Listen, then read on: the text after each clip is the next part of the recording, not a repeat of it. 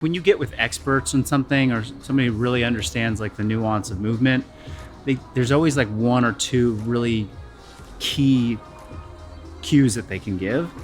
Taking your feet off and continuing to press down, like as opposed to lifting your feet, never occurred to me. We'll do a tuck entry just to make it specific. So I'll have you get your shoulders stacked right above your knuckles. It's a little bit forward. Right? From here, we'll just tuck, push the legs up straight. And then what I'm gonna have you do is do your best to kind of push up nice and tall through those shoulders, squeeze your glutes, point your toes, and get to the straightest line that you can. Yep. So that we're not in this like kind of bent shape.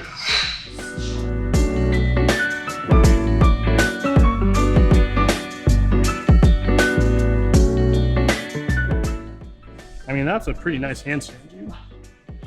So now tuck down, and I'll try to keep the hips high.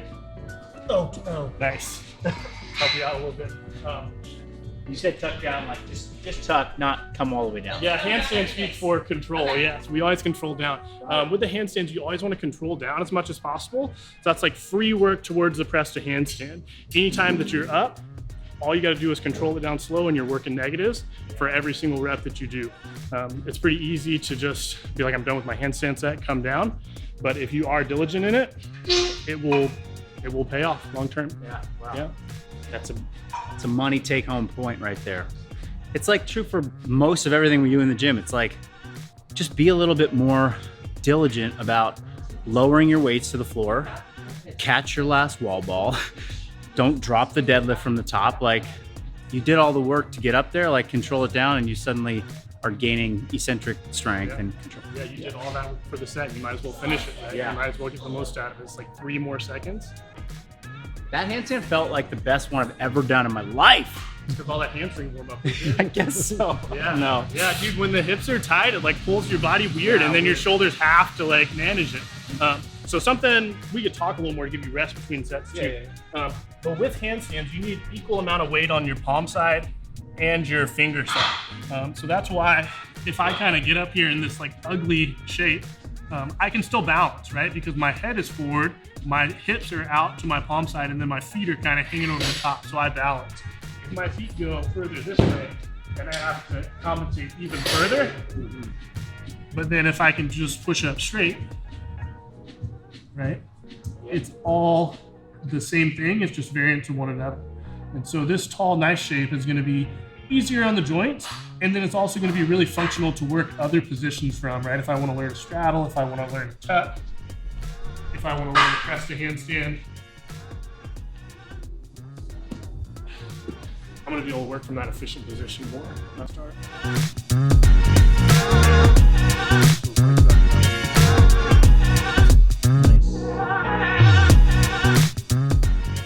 That on that descent, there was like a ton of anterior delt, like, and I've been having some bicep tendon labrum stuff on this side that just flares up. I felt it under a lot of tension there at the very end, and then also like this neck, these neck sizzles going up into my butt. Yeah, we don't want to feel that kind of stuff. Yeah, I mean, and I have enough awareness to know like this is not something I'm pushing through. I'm gonna push through it, but like more just like I'm assuming that I don't spend a lot of time in these shapes. I don't spend a lot of time in this position, and like what are the weak points that I should maybe, you know, pay closer attention to, and again, like not push through. What am I trying to be careful of? Where do people tend to get common things in their body when they're doing these things? It's just like anything else, right? If you PR your back squat at 315, then you don't go into the gym and squat 315 every day, right? So if you find that you've just learned to do a press to handstand, then you don't want to go into the gym and do a press to handstand every single day. Maybe you break that skill down into some specific drills that work on the components of it, and then do accessory work to kind of build up the tissues around it slowly, much like you would with any kind of strength training. Taking your body into new body weight shapes could be a PR. Like I held that with your support and I did a slow eccentric with your support, that was me maxed out, you know, like, and I have maybe one more good rep of that today. And then it's like, yeah, that's why I think you talk about frequency of this type of training. It's like, yeah, you're not going to come in and bang out like at this stage. I'm not going to come out and do 20 of these today for sure. No. So let's do some like different kind of easier drills now. We'll try to keep it somewhat light and then try to do a press to handstand after a few other drills. They see your feet come off the ground. They assume that you're lifting your feet into the air, but you're actually continually pulling your feet down. And so this action of pulling the body in half, we call it compression. Yeah. And so we can do some drills that don't even involve the shoulders to work that positioning. This is where the quad cramps are coming big time. Yeah, so you can have an idea of what we're gonna do. So first one that we'll do, Oh boy. I just called this a straddle roll up. So this is pretty simple drill, but the basic idea here, we keep our core nice and hollow. We're gonna straddle as wide as we can, straight out. As we get to that widest point, we'll keep the knees locked to the best of our ability, bring the feet overhead, and then roll ourselves up. When we roll down, this is where the work is. You're gonna try to pull your quads into your torso as hard as you can. So I'm really pulling down towards my face. You see my legs are shaking because I'm working hard. Jesus. Try to get your hips to the floor. You straddle wide, keep pulling down that way.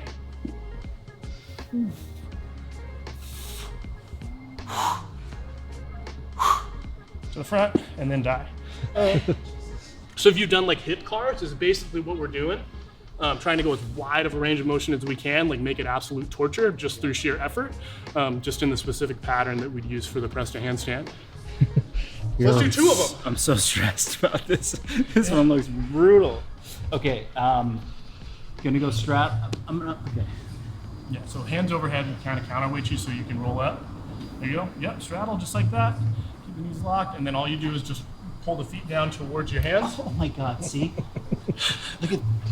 You'll see it. I'm gonna hike these up so you can see where it. I mean, that's a limiting factor for me because it just shuts my legs down completely.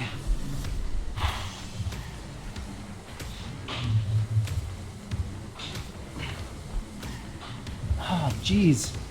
And cramps are no joke. And like these skills are hard. These skills are hard. There's no way around it. Like this stuff is really hard, and that's been one of my favorite things getting into it over the last couple of years. Is like feeling a lot of the strength that I've built over the years through weight training kind of stick around. Right, I'm nowhere near as strong as I was, but I can still squat over 300 pounds. I can still squat or deadlift over 400 pounds. Right, it's not good numbers for a power lifter, but for a guy who does handstands 6 days a week and lifts weights every 2 to 3 weeks, it's not bad. Yeah. Pull it together. Yep, perfect. And then just roll it down slowly. Just pull in, keep pulling in. You'll be the only one of these who do. Keep pulling, keep pulling. Go ahead, straddle now. Yep. And keep the abs tight. That's it. Keep pulling down. Straddle wide as you can. Wide, wide, wide, wide, wide, wide, wide, wide, wide, wide, wide. Yep. Stay solid. Nice. So you just did a beautiful press to handstand. That's so good. That was great. Yeah, forget strict toes to bar. Like, Oh yeah, way worse. way. Yeah, I mean, yeah. this is compression. Like I love that the idea of like you're not trying to raise your legs, lift your legs, lower your legs. You're just trying to fight for compression at every part of it.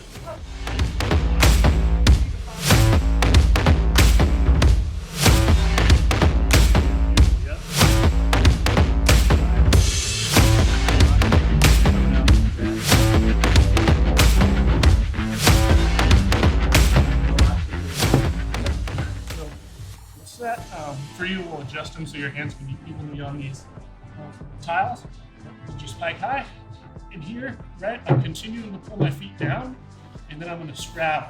And this straddle action is going to be what makes me float, rather than if I lift. See how I go to this position? So I don't want to go here.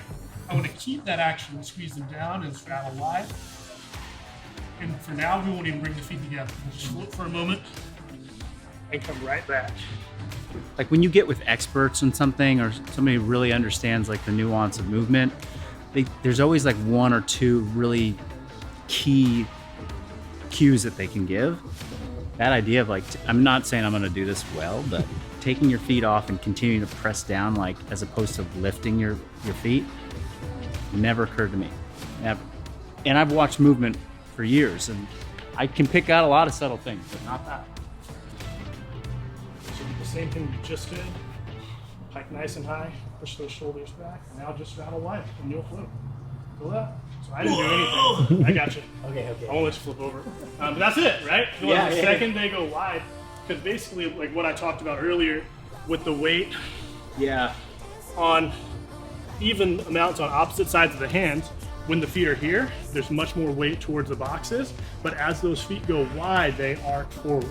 Yeah. And so then that weight compresses towards the center. And if you do it the right amount, you end up just stuck in balance. And then from there, you can wave the legs up or whatever you want to do. Press them first. And then once you're kind of stuck, then you just stretch. Nice, that's it. Finish those shoulders, push them all the way open. Nice. And now reach back to the box and do more reps. That's perfect. This is probably easier than that roll up. Yeah, that for sure. Definitely easier on the compression side of things. And yeah, there was that moment of weightlessness that felt really, that was unique for sure. The more you do it, you can feel it starting to happen, so that when it does become weightless, it's not like a jolt into it, right? You just smoothly move up into it and start to float.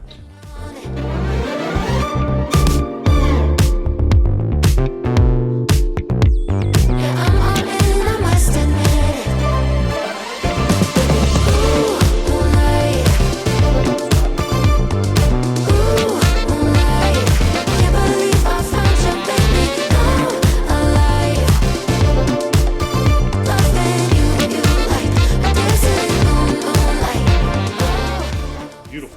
So good. Those shoulders staying open the whole time. That was badass. Woo! Dude, that was so good. Thank you. Your shoulders stay open better than mine do when you come down. No. Yeah, you just gotta get more coordination with the pattern. Like, be golden. Be golden. Yeah. That's the win. That's like when you hit that one ball at the range that makes you like, I'm gonna come back and do it again. Oh my god. Yeah. Oh, but I did get a cramp in the right quadsy. But we are primed now. We are. For Marcus to hit his first clean press to handstand. I might help a little bit, but he'll do most of the work himself. What I like to do here is to kind of bend my arms a little bit so that I can get my chest down lower. Flexibility dependent, of course. And then as I load my weight into my hands with my arms bent, I can push like I'm doing a push-up, get all that weight into my shoulders, and then boom, we just go through handstand. You make it seem so easy. When you can do it, you can do it. But basically, see how my shoulders are forward? So as long as my shoulders keep pushing, I can float and then bring those feet around to the sides.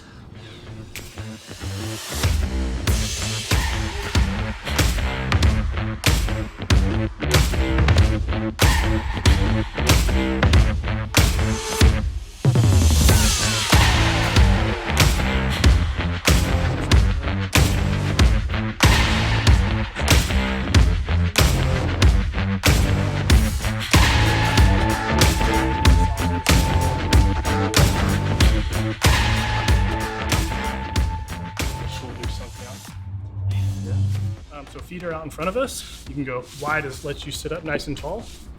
And then we're gonna take this weight with straight arms, reaching on the widest arc we can up above our head, and then slowly bring it down. And the idea is to not lean back. So we go up to our handstand shape, and then this guy comes down. Try to sit a little more straight up and down. There you go, yep, and then just bring it right up over top of your head. That's it. Something like 15 is pretty good if you get that far. 20 is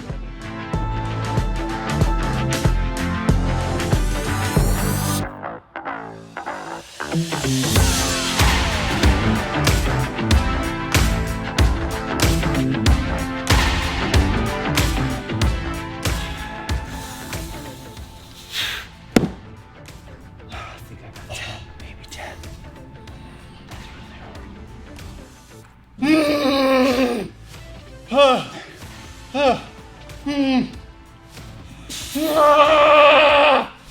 it.